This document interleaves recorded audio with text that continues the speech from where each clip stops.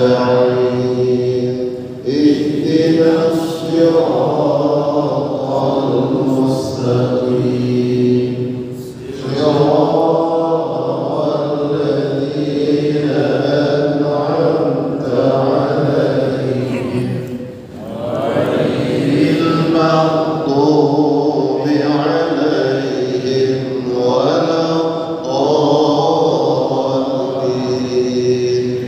آمين. تقبل الله منا ومنكم منا ومن الشيطان الرجيم. بسم الله الرحمن الرحيم. قل هو الله أحد الله الصمد لم يلد ولم يولد ولم يكن له كفوا أحد. بسم الله الرحمن الرحيم.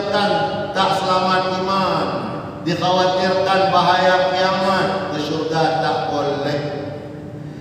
Kita lihat iblis 80.000 tahun dalam surga, 80 itu Richard lama sekali, 80.000 tahun. Apa salah? Salahnya dua. Salah dia hanya dua. Apa itu? Penyakit yang ada pada kita sekarang. Satu, penyakit takabur. Ini semua, hampir semua umat ada. Bukan gini takabur. Enggak. Batalul haqqi wa ghamsul khalqi. Ada kebenaran yang disampaikan orang lain, dia tak bisa menerima.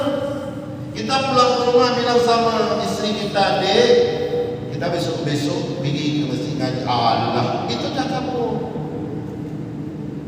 Ibu-ibu pulang ke rumah, "Pak, besok kita ke sana." Allah, Bapak, itu takabur. Tak bisa menerima kebenaran. Ini penyakit iblis. Dia diusir dari surga. Bayangkan penyakit ini sekarang kita pakai, tapi kita ingin ke surga. Aneh.